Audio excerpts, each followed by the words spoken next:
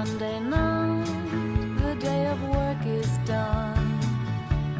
Hello and welcome to the Film Pulse Podcast, the official podcast of filmpulse.net. This is episode number 133. My name is Adam Patterson. With me today, we have Kevin Rakestraw. How you doing, Kevin? Oh man, I'm doing pretty good. I'm doing pretty good myself. Right. Or should I say I'm doing well? Mm-mm. I'm not gonna... No. Okay. Stop that. Not gonna be proper about it. Mm-mm. This week on the show, we'll be taking a look at two movies that hit video on demand. First, we'll be talking about The Longest Week, starring Jason Bateman and Olivia Wilde. And then we'll be talking about the musical God Help the Girl. We'll also be... Which everyone's been clamoring for. Yeah. Our viewpoints on those two movies. Well, nothing came out except... What's that? The Identical, which I think we'll talk about later. We'll also be introducing a new monthly segment we're calling Guilty Pleasures. And of course, we'll be going over this week's movie predictions, new on video on demand and DVD and Blu-ray releases. Before we get into some of what we've been watching, just a couple news items that I wanted to highlight. First of all, the passing of Joan Rivers. Now, Joan Rivers was... It's sad to me that most people just know her for her red carpet stuff. You know, I think younger people only know her for that, like the Fashion Police and all that stuff that she did later on. But people seem to forget that she was a hilarious comedian. Hilarious. True. I think that she was truly one of the great, she probably was the greatest female stand-up comic. Yeah. I think you could say that. I mean, you like, make a strong case for that. If all you have to do is watch the documentary that came out a couple years ago, Piece of Work, and you'll just understand how hilarious she was. Very sad. I mean, she was 81 years old, which is crazy because she did not look 81 at all. She had some help. She had some work done. She had some help with that. I was looking, a lot of people have been posting jokes and things that she told on Twitter, and every one of them made me laugh. I mean, she was just so funny. And in the documentary, they showed she has like a card catalog system that contains all her jokes, and it is massive. It looks like something you'd see in a library. I'm gonna have to check out that documentary. Oh yeah, I highly recommend it. I don't know if it's available like on Netflix or whatever, but definitely seek it out. It's called Piece of Work. The other little bit of news that I wanted to talk about, not movie related, but I don't know if you saw this. They identified Jack the Ripper this week. No, they didn't. Yes, they did. No, they didn't. I'm so sick and tired of this shit. They identified Jack the Ripper, the 126-year-old case. Real quick, the Joan Rivers A Piece of Work is playing on Netflix. Okay, so yeah, definitely check that out. Alright, Jack the fucking Ripper, huh? How'd they figure that out? Okay, so this guy purchased a Shaw of one of the victims of Jack the Ripper, and he had extensive DNA testing done on it, and they found DNA from someone who was one of the original suspects, but they could never prove that this guy did it. And through the DNA testing and different, looking at the timeline and all that stuff, they figured it out. It was a 23-year-old hairdresser that did it. All right. So, well, I'm glad we got that cleared up. I thought that was pretty interesting. Now we can finally move on with our lives. Yeah. Thank goodness. Yep. Whew. Also, did you irritate me since birth? Getting back to movies, did you see that Quentin Tarantino has now taken over the New Beverly Hotel, the New Beverly Cinema? I did see that, which kind of got me excited, and then I was like, well, it doesn't affect me. You don't live in LA. Yeah. So Ernie goes to the New Beverly a lot, or he did up until when they closed like a week ago. So I asked him about it, and he was like, well, it could be good and it could be not great, because what Tarantino's doing is he's only going to be showing 35 millimeter prints there. Fantastic. And it's like, what Ernie said to me was, how long can they do that for? With everything going digital, can they maintain a business with just showing 35 millimeter? Yes, I think they can. I think they can too. I honestly do. I think that it's a good idea. And the truth of the matter is that theater was more of a revival, a repertory cinema anyway. So they mostly played older movies to begin with. And there's not going to be any kind of lack of 35 millimeter prints for older movies. No. And especially with his connections. Right. Come on. So starting in October, he'll be taking over programming duties. Now, he did own the building for a while, because I guess several years ago when the original owner passed away, I think this was back in like 2007, it was in danger of closing down. They were going to turn it into a Supercuts or something. And he was just like, no. And then he ended up buying the building.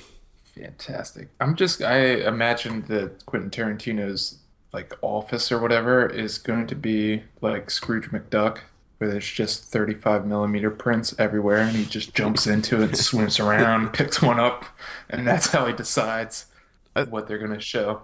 I think it's great. I hope that even though this is just one theater and it's one famous director that's spearheading this, I'm hoping that it'll do well, and some of the studios and things will see like, okay, there still is a market for 35 millimeter. And the fact that, I'm sure you probably saw that the Hateful Eight is being filmed in 70 millimeter. Awesome. Did you see that? He's shooting it in 70 millimeter. That's fantastic. Yep. Which was actually one of the highlights of seeing Sin City. We got to see a teaser for the Hateful Eight. Oh, you bitch. Yeah. I don't know if you can see that online at this point or not, but it got me so pumped. 70 millimeter too. That's great. I like that news. Yeah. I think it's good news. It sucks that we don't live in LA and can't go to it, because I'm imagining that his programming lineup's going to be pretty amazing. Well, I don't know. I still hold out hope that Quentin might take over, one of the... Penn Cinema. Take over the cinema in Lidditz, Pennsylvania. You never know. You never know. Yeah. Fingers crossed. So that's a bit of good news for the week. Let's go ahead and get into some of what we've been watching. Kevin, why don't you start off this week? Oh, okay. I'll start it off with a Polish film from 1973 called Illumination by Krzysztof Zanussi. This is an import. Got this from Second Run DVD. And, oh my goodness, this sucker is pretty damn good. It follows a physicist on a quest for knowledge, sort of told in scattershot kinetic moments. Like, each scene lasts like maybe 2 minutes tops. And it's just one right after the other for 89 minutes, which is odd because while watching it, it felt like an eternity. And now, when we say this, it's usually a critique on the film. But this one, it's the reverse. It actually felt much longer, but in a good way, because he covers so many different topics. Like pretty much essentially the span of one person's lifespan, and just tackles all these different topics. And in doing so, he sort of intercuts these documentary footage side notes, kind of like the Yugoslavian director Dusan Mikajev, done the same way. There's one portion in particular where they show a man getting brain surgery done, and they're sort of just poking and prodding his brain to see how he reacts. And it is just all types of interesting. Because at one point they poke his brain and he just starts flipping out, yelling, screaming. And as soon as they let go, he's just calm as can be. And they're like, do you remember anything? He's like, no. He's like, do you feel any pain? He's like, no, everything's fine. It's just so bizarre. They do other stuff, scientists discussing a wide range of topics, philosophers. He goes to like a hermit community. There's a whole bunch of stuff. So is it a documentary, or it just has documentary elements? It has documentary elements. It's just a mixture of the two. And it follows this physicist as He just wants to know everything. Essentially, like the meaning of life. He experiences love, betrayal, loses a friend, falls in love again, gets married, has a kid. Then he sort of drops out of college and becomes like a manual laborer. And then he goes back to school. I mean, it's just, it goes over all these topics in 89 minutes. Is he an actor or is it an actual physicist? No, he's an actor, Oh, okay. but they do talk to actual physicists like throughout the movie. It's very odd. And the number of topics that are discussed is equal by the number of camera tricks and movements and different types of angles in the cinematography. It's fantastic. Fantastic. Check it out. Cool. Yeah, might have to do that. I saw a. Now, let me just say, this has been not a great week for me. I didn't see anything that was worth getting into. Like, It's just it was a blah week. It's like I didn't. Those are the worst. Yeah, I didn't see anything that was horribly bad, but I didn't see anything that would get a glowing review from me either. It was just it was a very vanilla week for me. That's rough. Just like a muted Yeah. shoulder shrug. Mm-hmm. I saw Trailer Park Boys Don't Legalize It. This is the third Trailer Park Boys movie. I understand what you're saying now. This one was probably maybe the most interesting of all, the most entertaining. I was gonna say, what is the movie that you enjoyed the most this week? Well, I rewatched The Pact, Okay. and I'm not gonna get into that because I think maybe I talked about it on a previous episode. That was the best of all of them. Rewatching The Pact because I truly love that movie, and it's a really great independent horror movie. But So you had to lean on a rewatch. yeah. And my rough. guilty pleasure movie, I rewatched that as well, so that was enjoyable as well. Trailer Park Boys Don't Legalize It. If you're into the Trailer Park Boys show or any of the other movies, you know what to expect here. It's very similar. Shot as a mockumentary style, very much like Reno 911 or The Office in a way, where they do confessional style interviews with the three main people and some of the extra people as well, the secondary characters. This one I actually enjoyed more than the second one. I don't know why. The second one really didn't do it for me. This one I thought the story was more interesting. Basically, the one character, Julian, his business is to sell clean urine for drug tests. And the other guy, Ricky, he's selling marijuana. He has this pretty big weed operation going on. And they find out that Canada may be legalizing recreational marijuana use, so they decide to take a road trip to, I believe, Ottawa to protest it and try to get it not legalized, which is kind of funny in and of itself. I thought that a lot of the dialogue was very clever. There were some things in it that are just stupid and don't work. And that's What? pretty much like how all the Trailer Park Boys stuff You're is. talking about the Trailer Park Boys. Come on, stupid. If you watch the show, you'll understand. It is a lot funnier than it sounds. The concept of the show and the movies doesn't seem like it would be very funny. It seems like it'd be incredibly lowbrow, and it is for the most part. But it's a lot smarter than it seems. Especially the dialogue. A lot of the dialogue is just really funny. This one works for the most part. This has been released to coincide with the 8th season, which is now on Netflix. So Wow. for fans of the Trailer Park Boys, this is a great weekend because they released the 3rd movie and the 8th season all at once. And you know boy. how Netflix does it. It's the whole season being released together. Now, I saw part of the first episode of the 8th season, and I believe that it picks up after this movie. So you should probably see the movie first, then start watching the show. Yeah, I see what they did there. Yeah. That's a good idea. So, in summation, if you liked any of the previous Trailer Park Boys stuff, maybe give this a watch. It's the same jokes, but it's still pretty funny. I like that we went from Illumination, a 1973 Polish film, To Trailer Park Boys. to the Trailer Park Boys. Yeah. Well, there's only one place where that happens. It's right here. Because the next one that we go to is 1972's The Discreet Charm of the Bourgeoisie. ooh. Louis Buñuel. Perfect segue. You kidding me? I never saw this. This is a pretty famous movie, right? This is a pretty famous movie. This is a satire poking fun at the try-hard middle class and their hypocrisy and everything.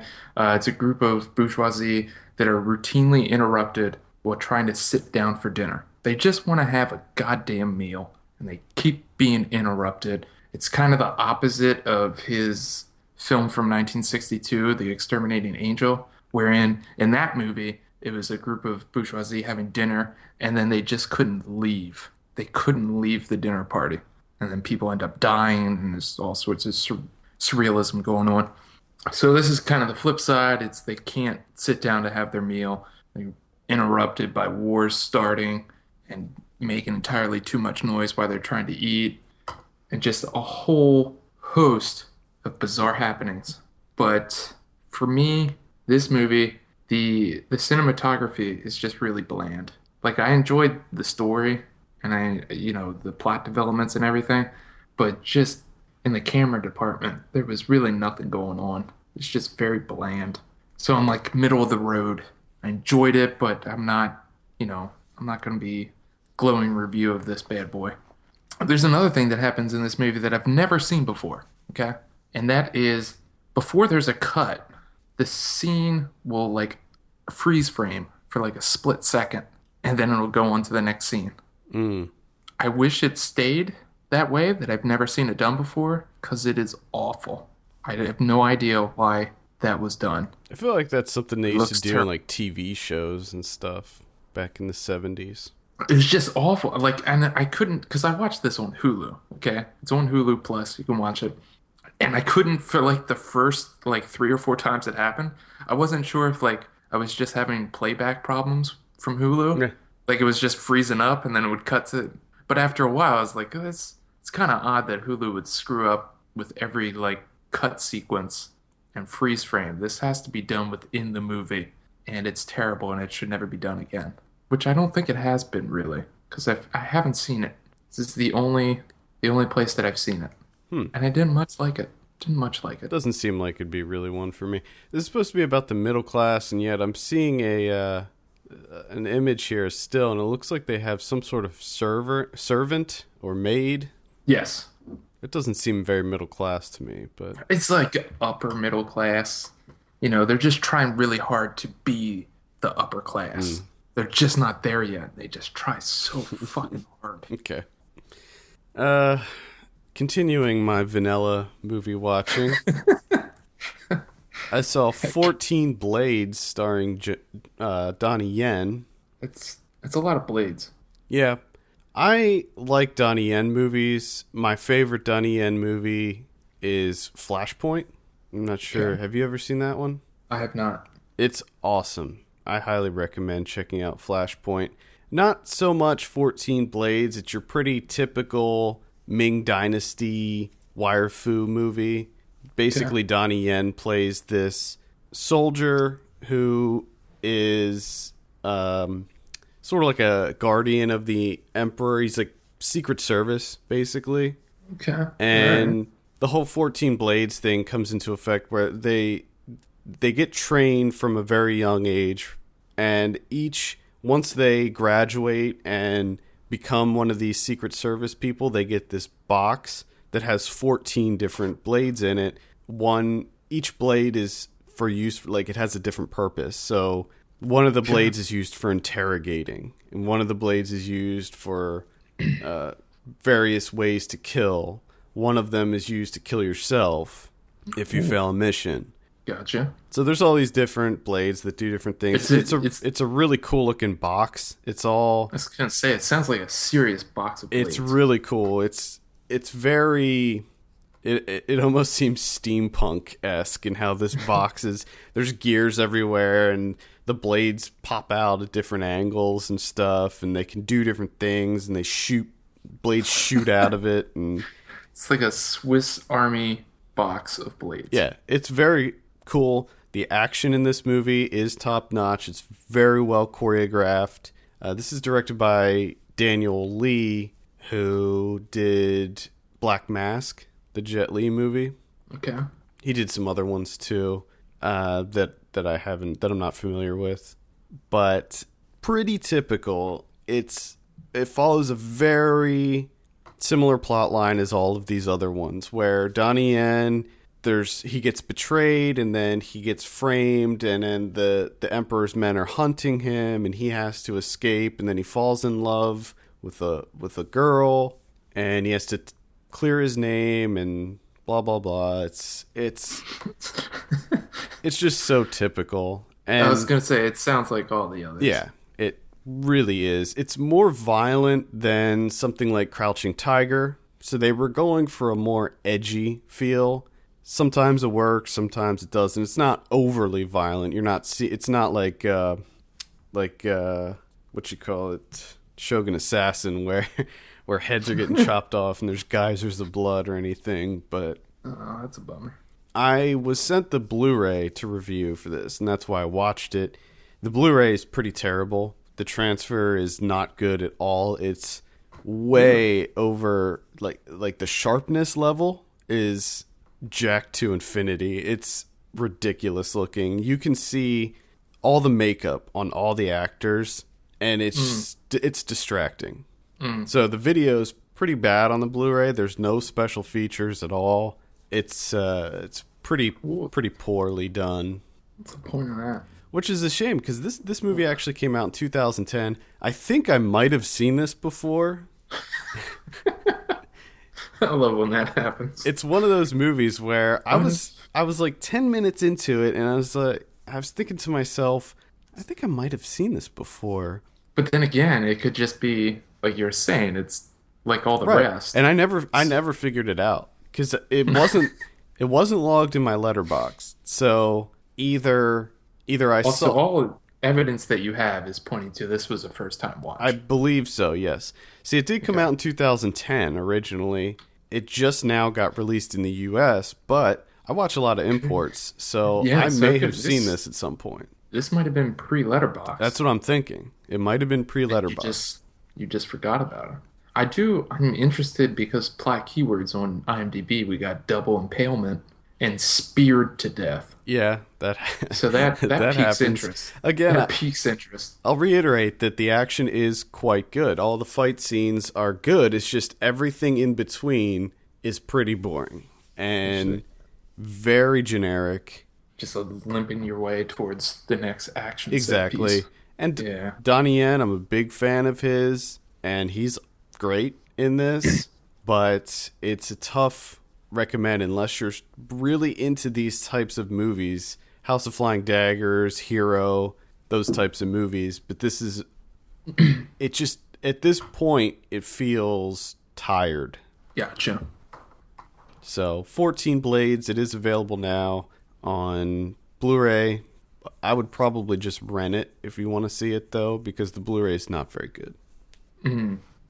That's disappointing. You remember last episode I talked about a movie called Tombville? Yeah. Tombville, Belgian art house horror film, and I was kind of excited about it. Well, that was because I was halfway through. Second half, all that excitement just went away. Just died. A horrible death. That's a Double shame. impalement style. So, I mean, it starts off good. Starts off very promising. I sort of just plunge the main character and the viewer into this world that is just enveloped in perpetual darkness. Okay? It's just this bizarre village with inhabitants that are just very bizarre. And every direction that he goes, he just ends up back at the same place. The cinematography looks great because the only thing that's really lit up in any sort of way is, the face of all the characters. And they start to unravel what the mystery is. So he wakes up in this village and he has no idea how he got there. He doesn't really know anything about his past except for one instance that happened, and he's trying to figure it out. And his memories are playing tricks on him. And once that starts to unravel, once they start to explain the mystery that's going on here, it's so predictable and just a well-worn idea. And it just devolves into amateurish, just, oh my goodness. There's a whole sequence of like, it feels like it goes on for 20 minutes, but it's probably only four, where the main character is in a room, trapped in this room, and he's scared and anxious. So, as you can imagine, the camera's just swirling around, intense close-ups, and his eyes are darting around, and he's chewing on his nails, and he's just like clawing at the door, and it's just all types of awful. Hmm. And there's a very bizarre development that happens like halfway through, which I mean, most people are probably not going to get a chance to see this, but I still don't want to ruin it. But when it happens and the way it happens, you're just sort of sitting there like, okay, so we're going in that direction, huh? And it just, let's say that involves a type of child abuse. Ugh. Yeah, very bizarre. Well, if you are going to Fantastic Fest this year, it's screening there. Yeah, and bypass it. So just a heads up. The only thing that's, worth noting about this film is the cinematography. Everything else is just all types of terrible. And it's just very frustrating because it looks so good. And it really does have this air of mystery to it, and it's very unsettling. And once they start to try and explain things, it becomes awful. Yeah. And tedious, really. It's just, I wish they would have stuck with just leaving everything mysterious. Well, I was going to check this one out, but now I'm not so sure. I kind of want you to, just to see what you think. But you're not going to like it. Okay. Just a heads up. That really doesn't stop me from seeing movies. I noticed. Yeah. So, speaking of which, I watched the Pact II. That's what made me want to watch the Pact I. Okay. This came out on video on demand this week.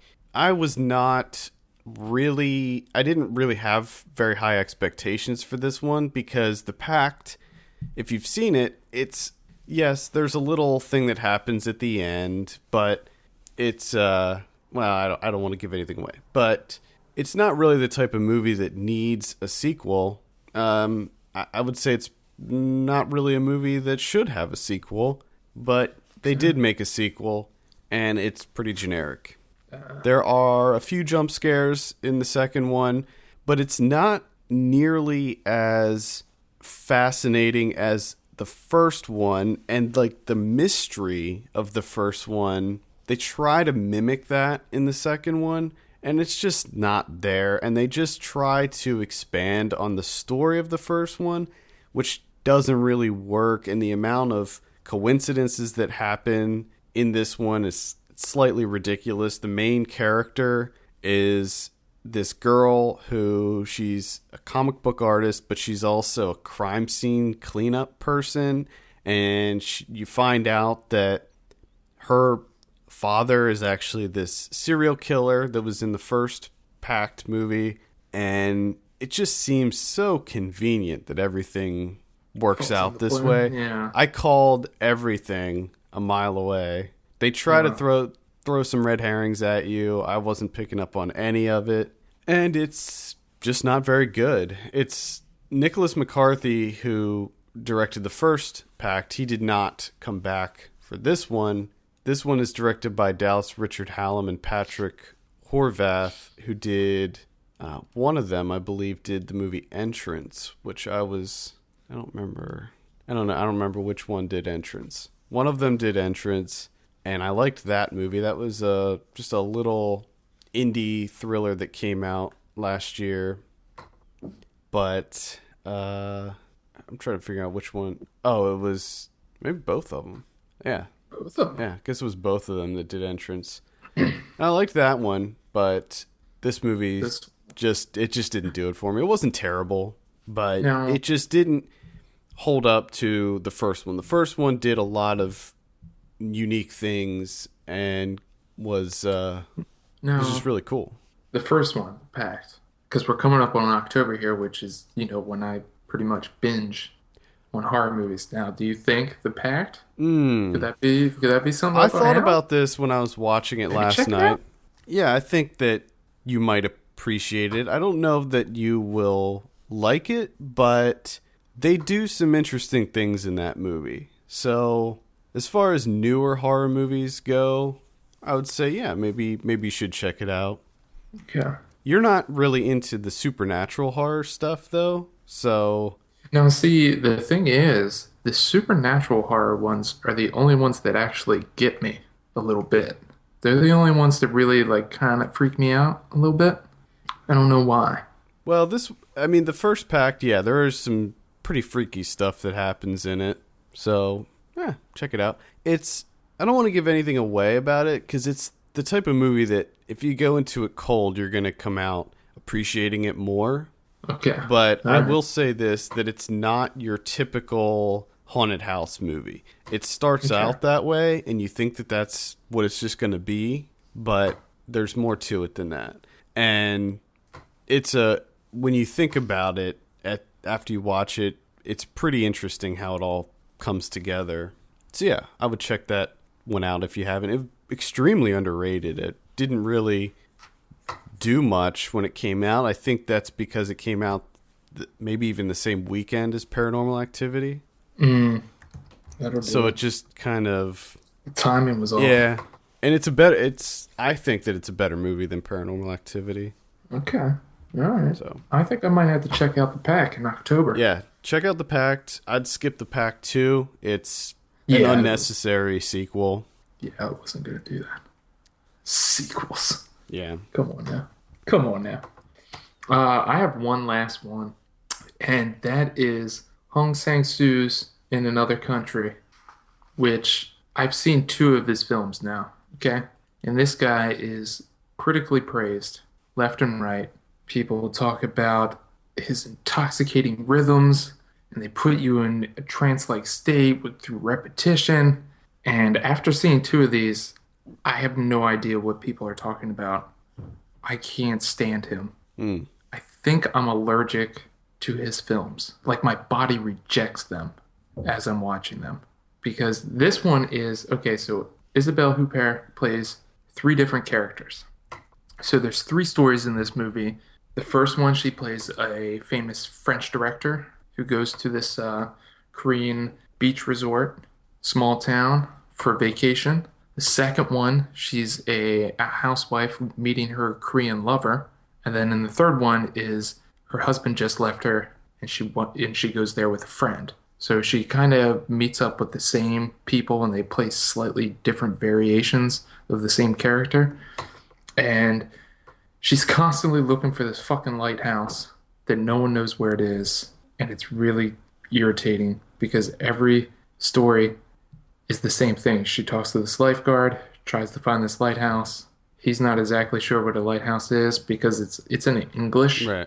So there's some miscommunication. And it's just unbelievably dull.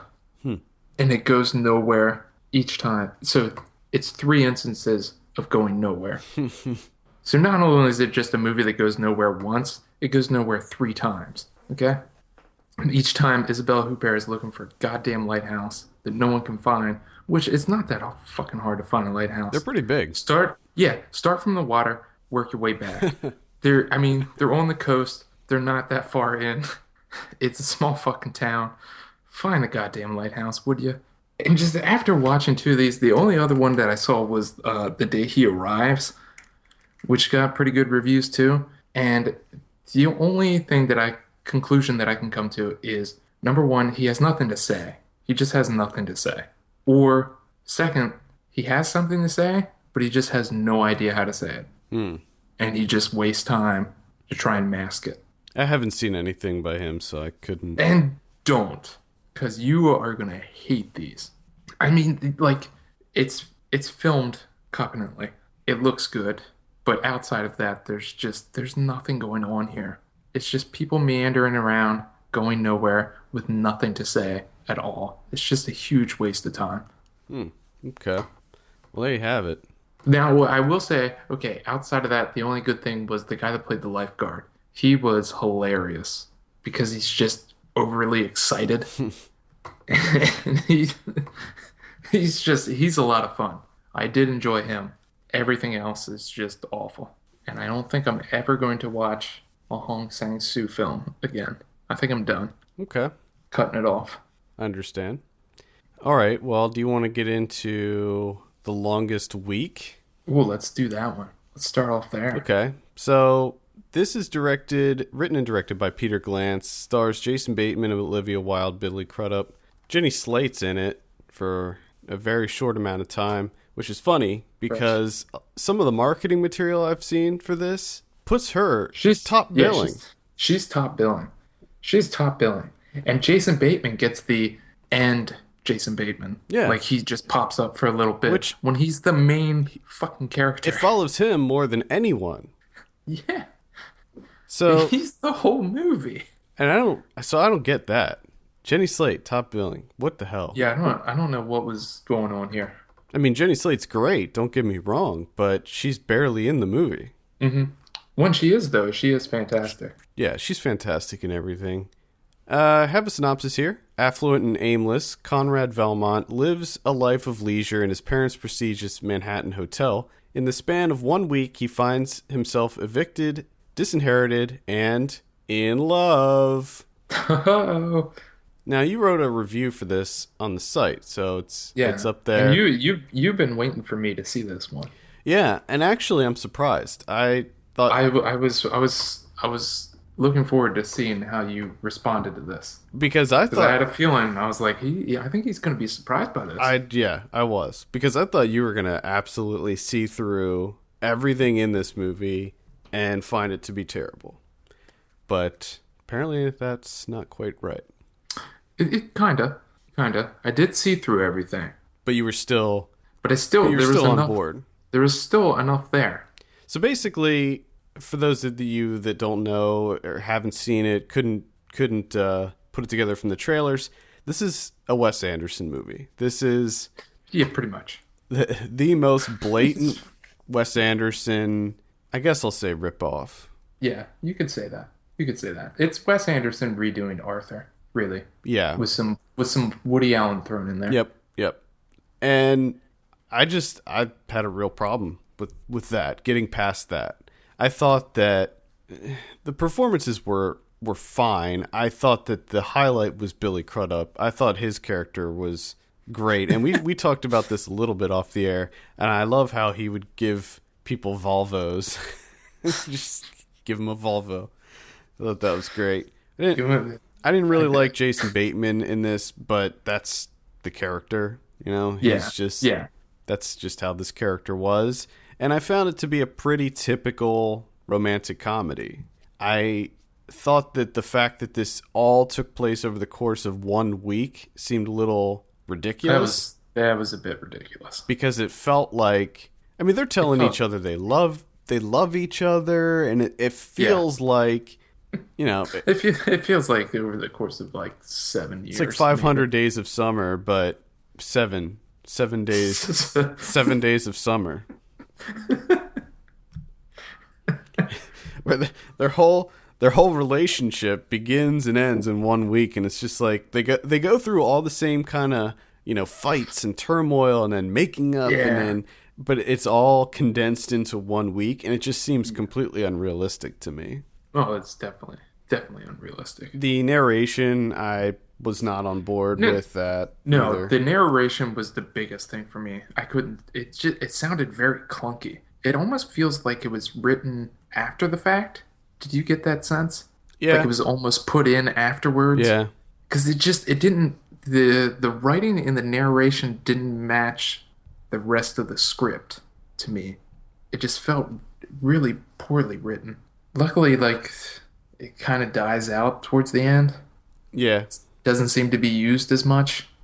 It almost feels like in the beginning of the film is where it is an onslaught of Wes Anderson. Mm-hmm. Like, you're essentially like, oh, fuck, is this a Wes Anderson movie that no one knew about? Mm-hmm. But that slowly goes away after a while, and it becomes more of I would say more of a Woody Allen type deal.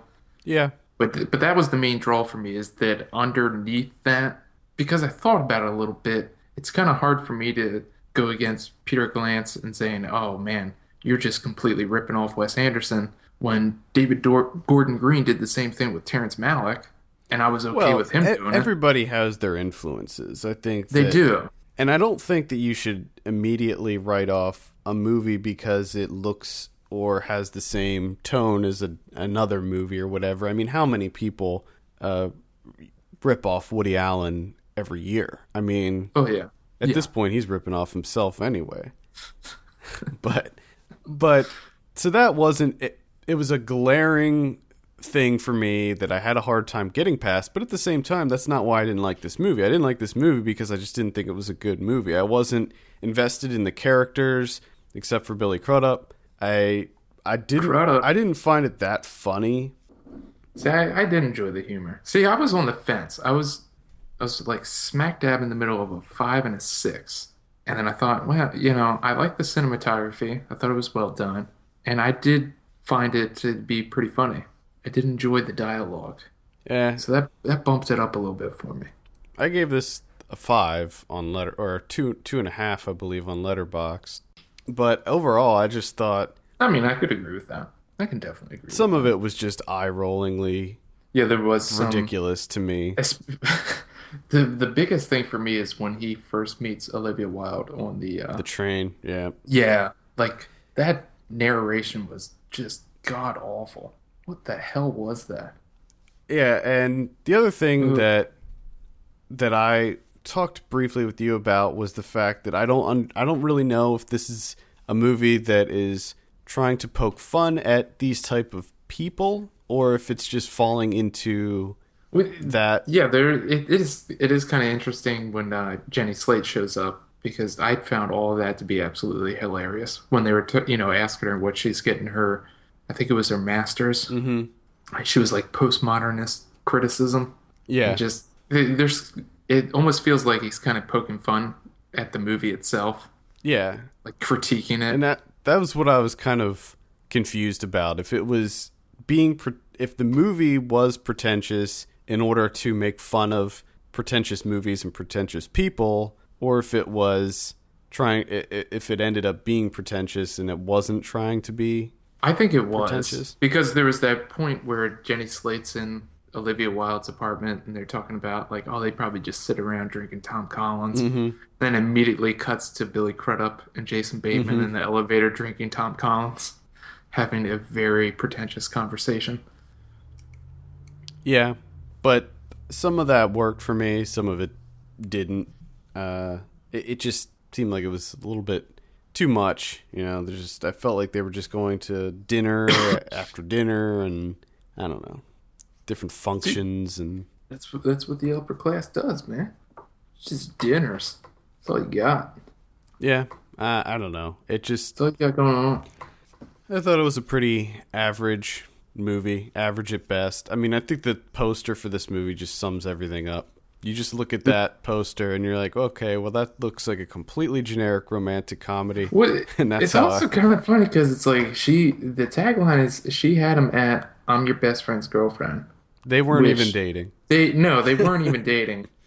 I mean, you got top billing to Jenny Slate, which no, that's not true. And it says, like they kind of convey that it features Jason Bateman like in a small role, but he's the main fucking character. It seems like they had no idea what the fuck to do with Yeah, this movie. that's what it seems like. It just seems like they had no idea how to market this thing. Which maybe if I knew more about what it was going into it, maybe I would have liked it more. Perhaps I don't know. I don't know. It worked for me. I mean, there was definitely some things that irritated me. I'm not gonna lie, especially the soundtrack was just fucking constant with the Chet Baker jazz. Yes. It was just always fucking playing. Like as there was a couple moments where they're like having a conversation, and the soundtrack is almost too loud. Like it's interrupting them speaking. It was disturbing. Like I couldn't understand what they were saying to each other because they wouldn't stop with the jazz for like 1 second. It's just constant jazz all the time. That's the kind of movie it is, So, man. so much jazz. And I like jazz, but tone it down a little bit. Come on. Plus, it also makes for a wonderful commercial for that watch, Oh yeah. which is my dream watch, or close to my dream watch, the IWC Portofino. My goodness. Mm. I mean, like, man, they filmed that thing tenderly. It's ridiculous. I was gonna ask you about the watch. Oh, man. What'd you think of Olivia Wilde in it? I love Olivia Wilde in everything she's in, so I thought she was good in it. I enjoyed her. I did like her character. The only thing that kind of got me was her, like, I don't know why I get stuck on this small time stuff, but her eye makeup was just always immaculate. Her, Like, she just woke up, eye makeup perfect. Lashes perfect. yeah, that's how her eyes are in everything, though. Her eye makeup is always. It's just always perfect. Well, she does play a model in the movie, so Just like, I don't know. They just, she wakes up in the morning, boom, perfect. that's But probably what- how it is for Olivia Wilde. Probably. There's people doing her makeup as she's sleeping. So she wakes up looking immaculate. There you have it, The Longest Week. That's a recommendation from Kevin. Very light recommendation from me. I found it to be pretty forgettable. I enjoyed the screenplay. I thought it was funny, and I thought it had a good pace to it. I will say this. It is And I like the visuals. it is better than most romantic comedies. Yeah. Yes. There's more to it than most romantic comedies. And that is one thing about the poster. It does make it look like a really typical romantic comedy, and I think that there is more to it than that, but Yeah. at the end of the day, I wasn't really thrilled about the whole like epilogue thing that happened towards the end. Yeah. That didn't need to be there. That didn't need to be there. I will agree with you on that one. There you have it. Kevin gave that a 6 out of 10. I'm going to give it a 5 out of 10. The Longest Week, that's playing on video on demand right now. Let's go ahead and move on to our next film. We're talking about God Help the Girl. This is directed by Stuart Murdoch, written and directed. Stars Emily Browning, Ollie Alexander, Hannah Murray. I have a synopsis here. As Eve begins writing songs as a way to sort through some emotional problems, she meets James and Cassie, two musicians, each at crossroads of their own. Reading that word for word. Each at crossroads of their own. Totally makes sense. All right, so Kevin, what'd you think of God Help the Girl? Oh boy. Well, first off, I recuse myself from reviewing this just because I don't understand musicals, and I don't think that I can be fair when it comes to musicals because I naturally don't like them. No, I think you can be fair because this movie's not good. No, it's not good. No, not at all. I mean, the first, I want to say like 20 minutes, maybe half hour, it is just a fucking mess. A convoluted mess. Like, I didn't really understand what the hell was going on. People are just singing for no reason, and then there's some serious stuff going on, but I couldn't tell if that was in the past or if we were still in the present.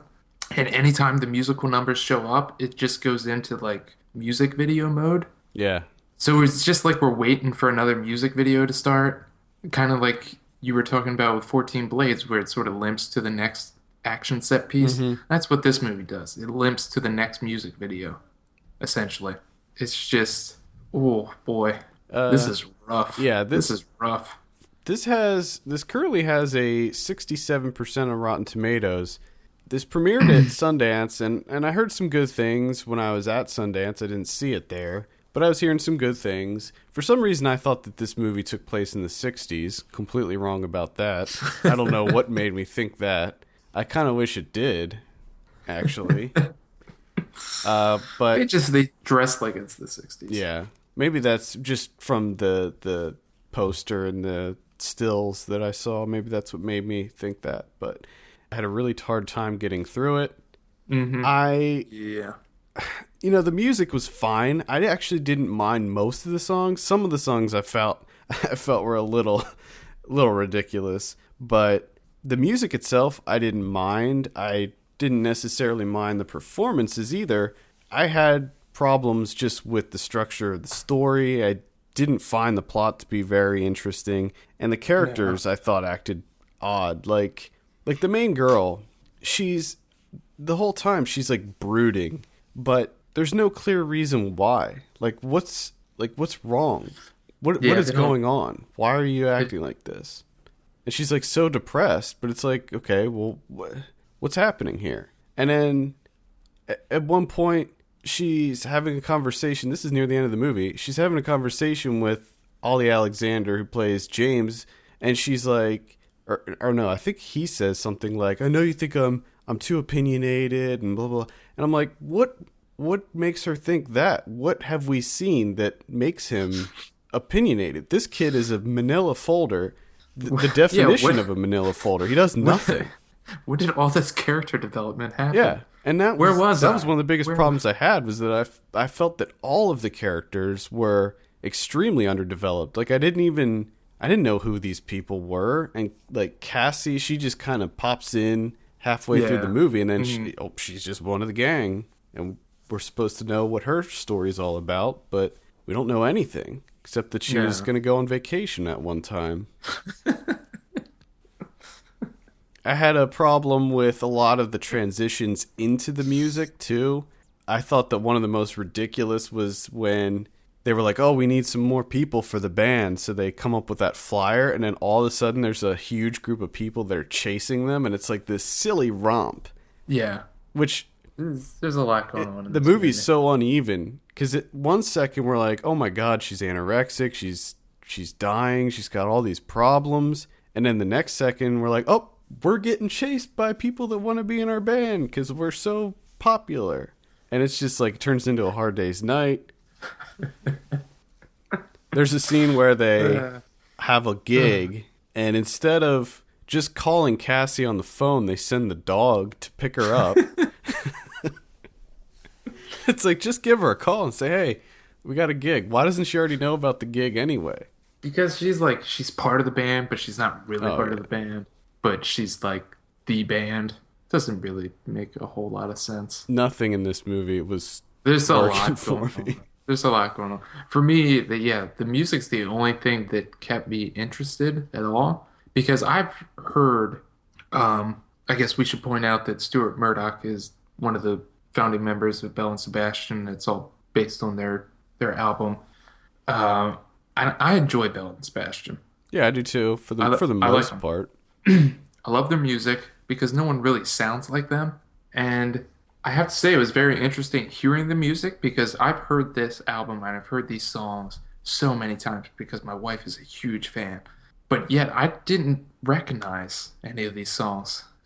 It was very odd to me that I didn't recognize them because they're so different in the way that they're played. Yeah. So that's really interesting to me, and that was the only thing that really kept me involved. But at the same time, I can just listen to the fucking album. Like, if I can just pop that CD in and listen to it, and I'm having the same experience. It's just nothing else held my interest. There was one portion that made me just cackle out loud, and that was the short moment that showed Ollie Alexander working as a lifeguard. Yeah. Like, I just lost it because it was just well done, the way they just quick cut to it and I love come back. Yeah. But that made me laugh a lot too. That's it. Like, there's nothing else. Yeah, I don't really there's not even, it's just so bland to me that I don't really even have anything to say one way or the other. There's nothing to say glowingly, and there's nothing to say to rip it apart. I'm just in the middle. I forgot it as soon as it was over, and I just want to move on with my life. What'd you think about that canoe scene that happened, and then at the end, how they did the fade out where it was everything went black and the circle around them and the canoe? The old iris out? Yeah. When that happened, I literally out loud said to my wife, I was like, well, that's a terrible decision. Shouldn't do that. Which there's a number of decisions that are made. And that just goes along with me not really understanding the tone of this movie, because it feels all over the place. At one second, it feels like this kind of goofy musical, And then the next second they get super serious with it. Yeah. It just felt so Things scattered to me. things get dark, and then it's back to silliness. But I didn't find it to be that silly. Like, I just found it to be stupid. No, because with it being that uneven, none of those instances work because it's so uneven. Because it just feels really out of place when it goes to the silly territory. You're just like, what the fuck is happening right now? Why is this happening? And then when it gets really serious, it's right after a silly sequence, and you're like, well, I can't take this seriously. Yeah, I was not into any of it. I did laugh at the Ollie Alexander has a tattoo on his arm that's just a cube. I wrote that down in my notes. Cube tat. Cube tat. I thought that was just it just summed up the whole movie for me. A random cube tat. Twee as fuck. Yeah, it is. Twee as fuck. So much quirk and twee in the 2 movies that we watched. Yep, and I was not into either of them. So, solid week for you, it sounds like. Yeah, no. Nope. Oh, boy. I really wanted to like this movie. I really did. It seemed interesting to me. I'm always willing to give a musical a shot. I don't know why, but I feel like even though I don't like musicals generally, I'm always willing to just give it a shot. And for this one, I really had high hopes, and it didn't really work. Didn't work out for you. I was even on board at the beginning, the first musical number that happens. I was like, okay, this is fun. This is light, And then they get into the whole, like, she's in the hospital thing, and it's just like, oh. Yeah, that's what I mean. And then they have that establishing shot of her on the scale. Oh, yeah. And she's, like, thin as bone. I'm like, oh, shit. What's going on here? Yep. Sad. One thing that I was thankful for that I was concerned about was the type of musical where it's nonstop music. Yeah, oh, thank God. I was concerned about that at the beginning. I was like, uh-oh. But fortunately, it's not that kind of musical, because those I just can't do. Can't do it. No, I can't do it either. I mean, it's bad enough trying to get me into a musical, but if you're going to be full-on musical the entire time, then no. Interestingly, I don't have time for it. If for those of you that have seen the show Skins, the girl that plays Cassie in Skins is the girl that plays Cassie in this movie, Hannah Murray. What? And the final season of Skins, there were 2 episodes each that followed one character, and in Cassie's episode, her co-star was Ollie Alexander. Oh my God, you just blew this wide open. Yep.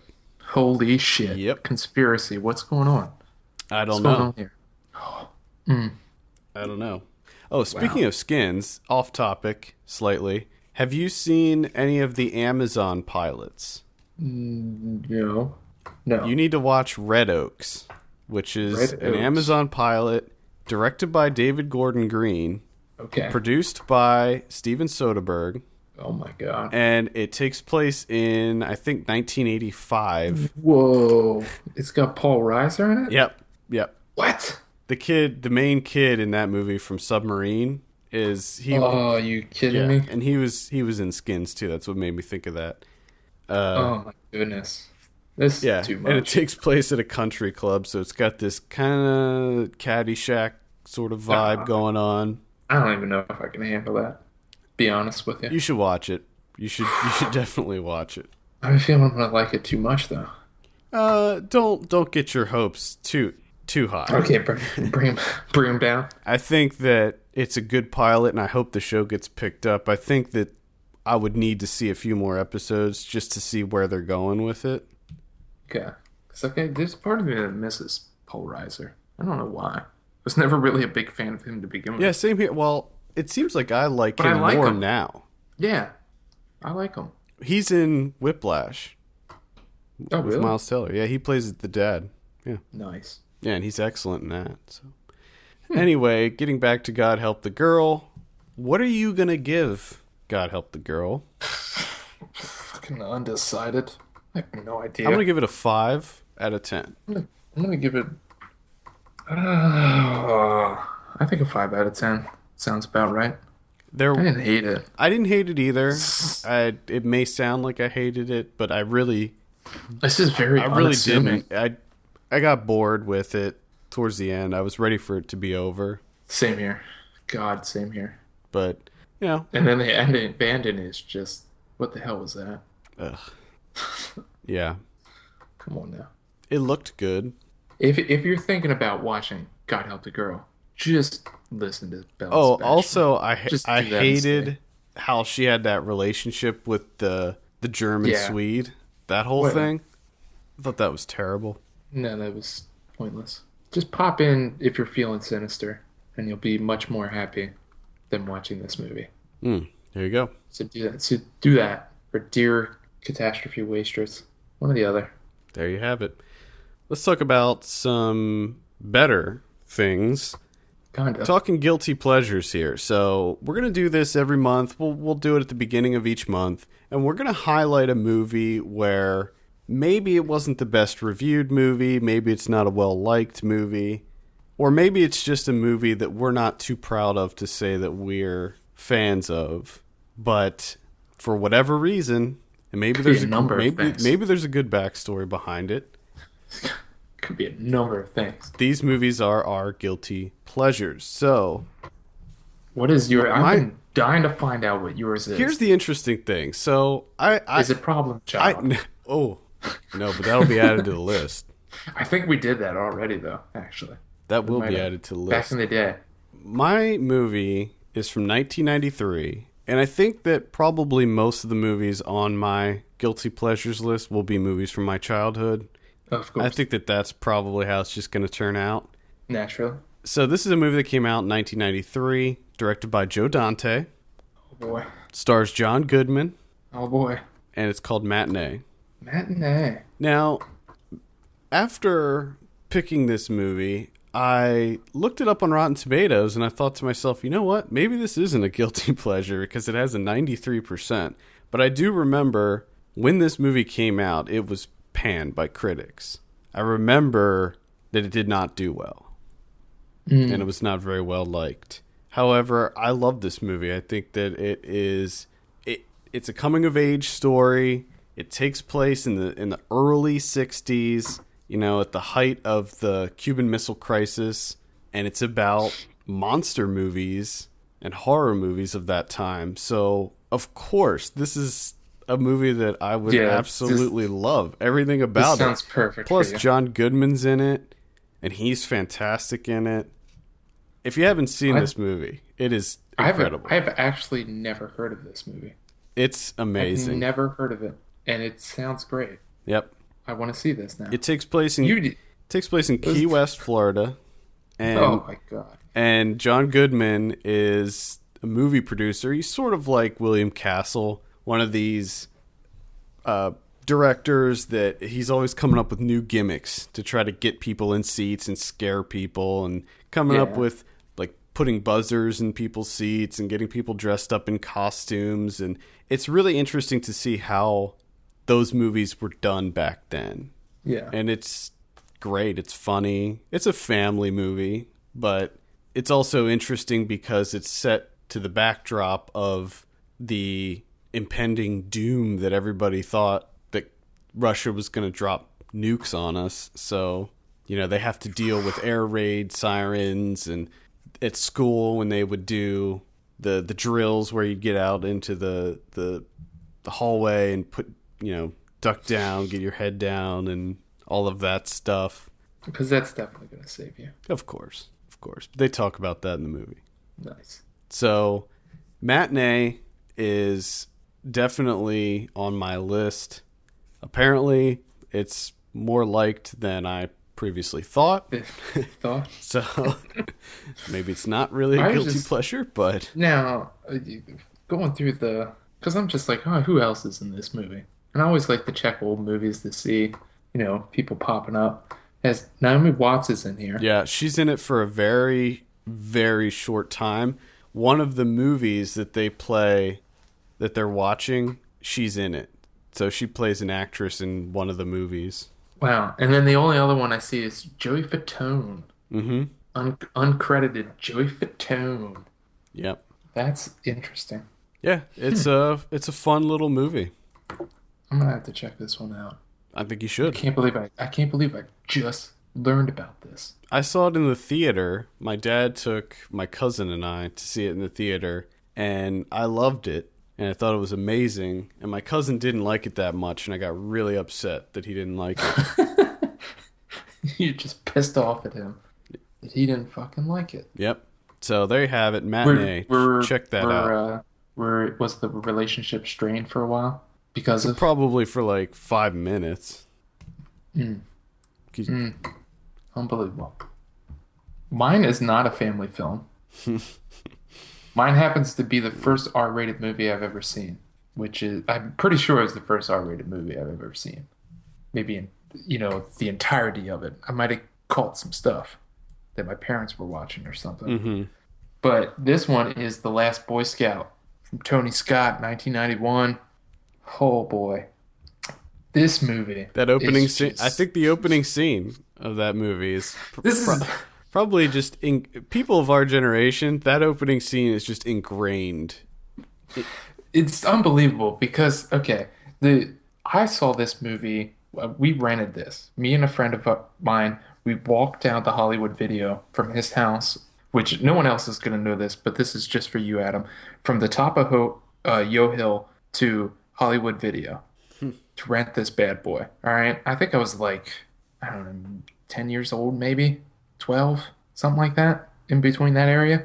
And his parents, sleeping over at his house, his parents they didn't give a shit. They just, whatever kept us out of their hair. So we rented The Last Boy Scout. I don't know how that happened, how we were able to do it, but we got it. And the only memory I have is the opening sequence of this movie and the end of this movie. Okay? And the only thing I can remember about the opening is, why the fuck was it so dark? And I thought, well, maybe that's just like my memory playing tricks on me. Like I didn't quite understand it being that young. So this is the first time that I've revisited this bad boy since being 10 to 12 years old. And no, I was right. They're playing a NFL game, nationally televised, but yet there's no fucking lights. And it's just like pitch black, like they're playing a secret game at like 3 o'clock in the morning. There's just no lights. And then it's halftime. They go into the locker room. Even less lights in the locker room. Even less I lights. think that's a Tony Scott thing. It's just like, what the hell is... And the funny thing is, because I was really into sports when I was little, so even back then I was like, well, there should be lights. They're playing a night game. You can't play in the dark. This isn't real. But I bought into it wholeheartedly. So much to the point where I actually thought, because I was kind of stupid as a kid, that what happens next, Billy Cole, who's having a game of his life, gets a phone call at halftime, and he needs to just start scoring touchdowns, no matter what. And I love the fact that he goes straight to packing a pistol to score touchdowns. Like that touchdown's not going to fucking That's count. not going to count. No, come on. This whole game is under review. So he, catches pass, run down, just starts shooting people for no fucking reason to score this touchdown, and then shoots himself, which to me, this was the first time I've ever seen this kind of stuff. And I was just like, oh my God. Because he shoots a guy in the face and it's really gruesome. Then he kneecaps a guy, and then he says life's a bitch and he blows his brains out. And it's just like, holy shit, this is amazing. Swearing, blood, oh my goodness. This is probably when I came of age. There you go. This is my coming of age story. I wish I could remember the first R-rated movie I ever saw, and I can't. I cannot remember. I don't know if this is without a doubt the first R-rated movie I've seen, but it's the first one I remember because I do remember being like really freaked out, especially the end when he falls in. He gets shot like 80 times and then falls into a helicopter blade, which that helicopter's flying really low. Oh yeah. And then he just goes so graphic, and then Bruce Willis dances a little jig. They put it up on the big screen, and everyone starts cheering. And just like, even as a kid, I'm like, this is really messed up. Like, like a guy just went through a helicopter blade and went everywhere. Damon Wayans is on a horse. Bruce Willis is the worst father ever. Apparently, the NFL was just a complete mess in the early 90s, according to Tony Scott. And this movie is just ridiculous. It's just absolutely ridiculous. Yeah, It's so terrible, but so good. I'm gonna watch this afternoon. I wanted to try to fit it in before we talked about it, but I didn't get a chance.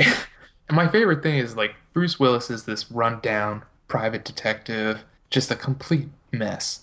And they're sort of like getting his backstory going on when he's at the police station. They're like, what was he? Was he like a cop or something? And he's like, this piece of shit guy that you see here, back in the day, he saved the president's life.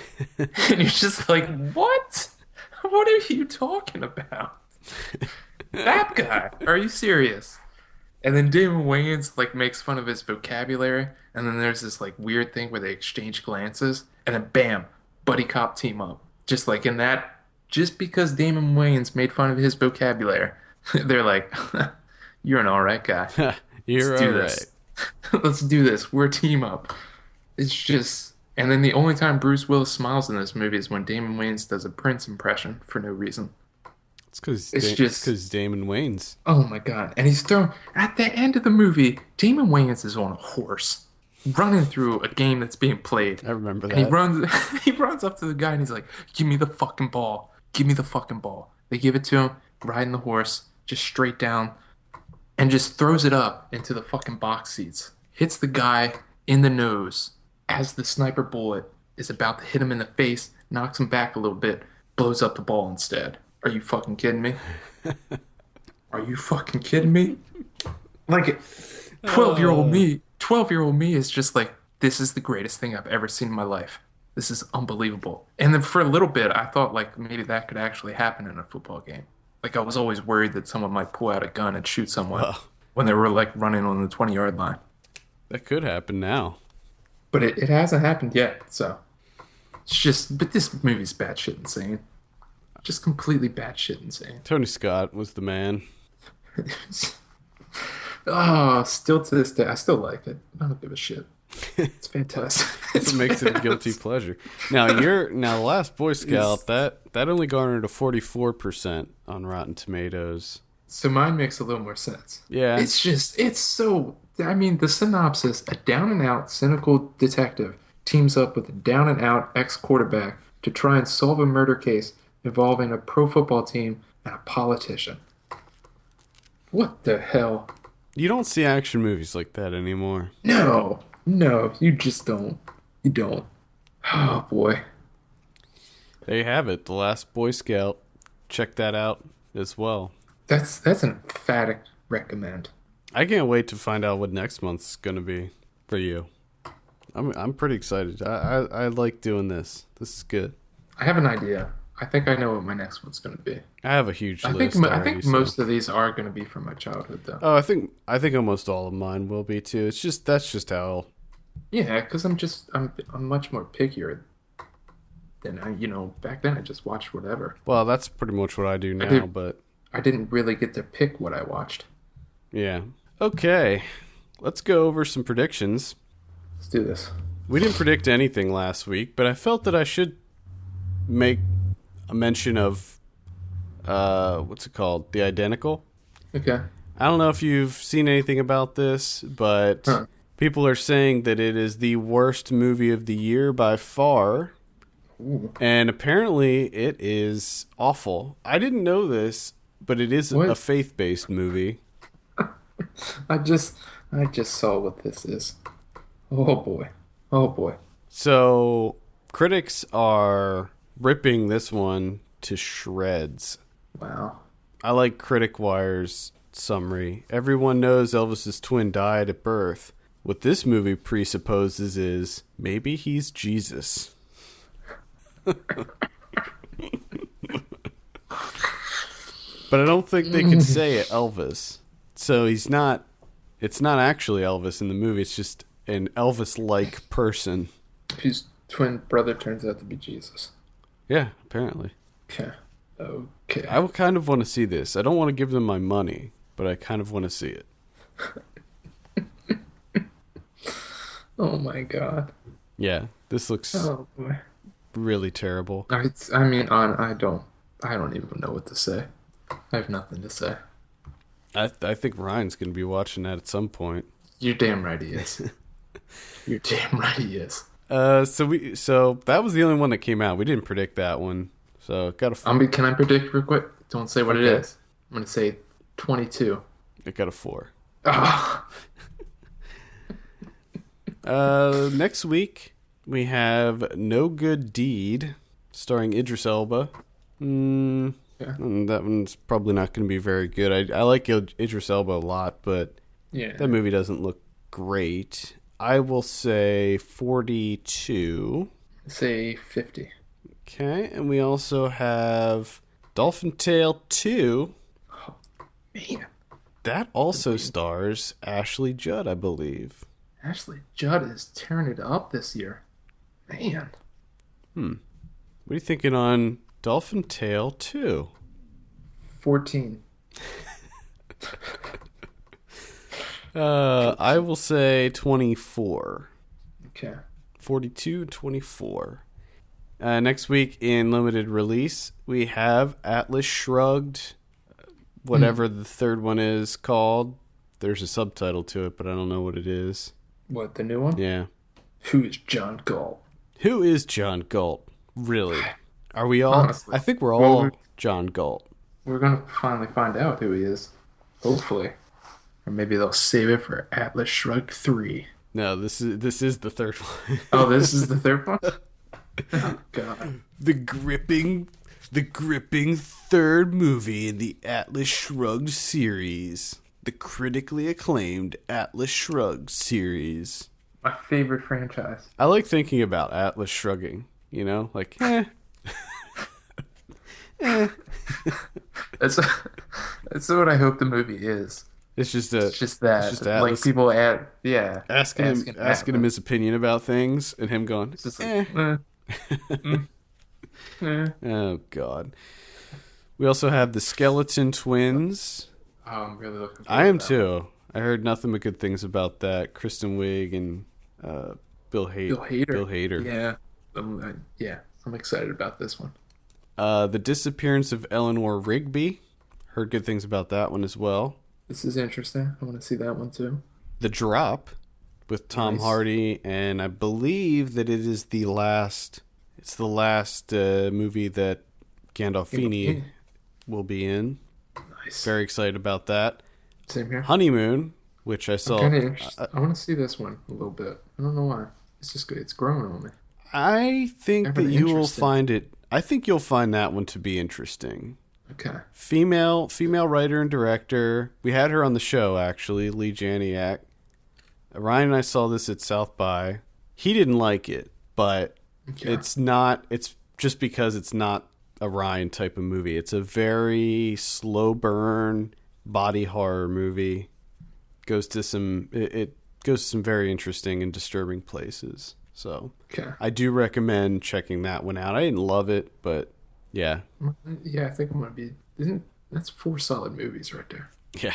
And finally, let's see. At the Devil's Door, speaking of The Pact, this is directed by Nicholas McCarthy, who did The Pact.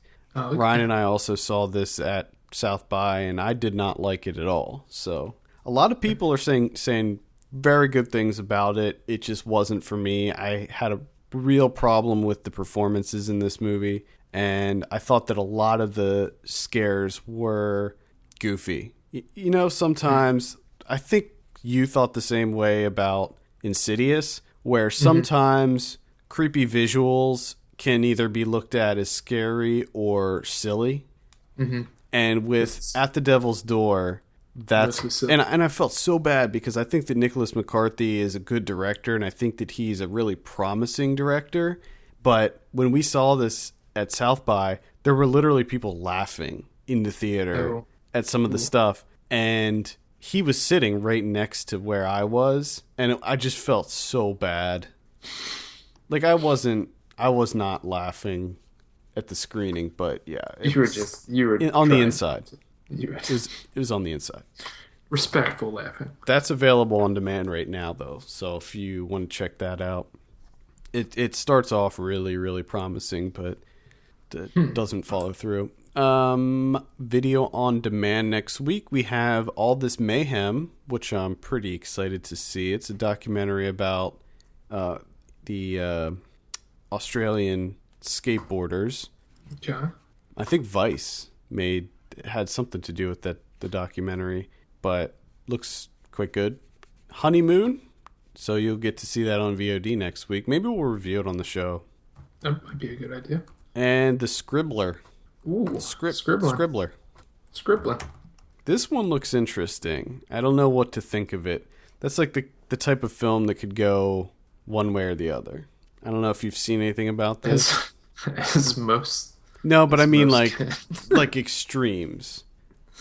Okay, I got I mean, obviously, well, if you listen to this show, most of the movies that I talked about were not great, but they weren't horrible. I think that The Scribblers could be really interesting and unique, and it could also be a complete pile. Let's see. The visuals look interesting, but it looks like it's also kind of a low budget movie, so I don't know. I'll be checking it out though either way, because it looks pretty twisted and there looks to be a lot of surreal imagery and what have you, so I'll be checking it out. All right. Next week on DVD and Blu-ray we have Borgman. Brick Mansions. It'll be old brick Mansions. I haven't seen that, but I would probably suggest just checking out the original one, District B13. Yeah. Captain America the Winter Soldier. If you haven't seen that yet, definitely recommend that one. I don't think that there's going to be a... one of the biggest selling points for those Marvel Blu-rays for me is the short film that they always put in with them, and I don't think there is one on that, so that sucks. What's the point, then? What's the point? Fed Up. I think that's the Katie Couric one, documentary. Yeah. Give me a break. Yeah, I didn't hear great things about it. God's Pocket with Philip Seymour Hoffman. That one, I feel like that one it didn't make much of a splash. No, that just kind of flew under the radar there. Hornet's Nest. Heard good things. Nebraska. What? Yeah. I don't know if that's some sort of re-release or what. What the hell is that about? Is that the colorized one? Oh, God. Is that a real thing? That's not a real thing. No, that's a real thing. I forget who was going to do that. What? They were going to colorize it. Yeah. Oh, my God. I don't know if they went through with it, but I do remember reading about that. Oh, my God. That would be terrible. Mm-hmm. I don't Definitely. I don't know if it's a different edition or what, but that was on the list. Palo Alto, which is the Gia Coppola movie. I heard pretty good things, so I'll be checking that one out. Teenage, which I was a little lukewarm on, and That's actually that's playing still right now. oh, it is? On Netflix. Okay, You can watch that bad boy. cool. Yeah, check that out on Netflix if you want to see a kind of interesting documentary about teenagers.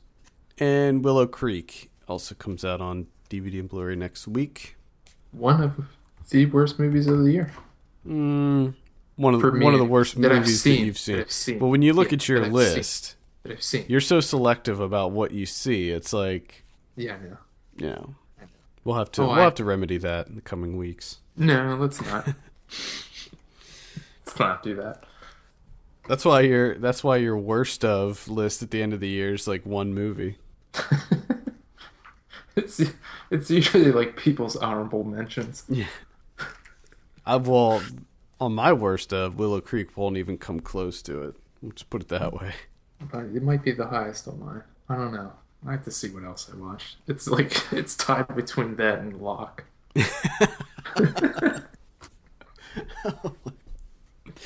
Oh. Oh goodness.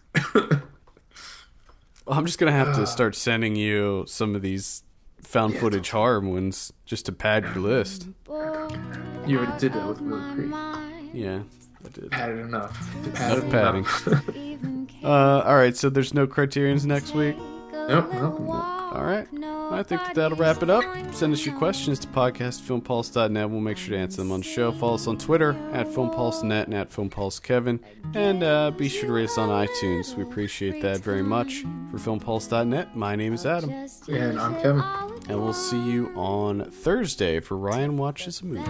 And the lane, the bus, then the train. Bought an independent to make me look like I got brains. I made a story up in my head if anybody would ask. I'm going to a seminar. Like at first I was like, oh, it's a porky. Oh, Jesus Christ.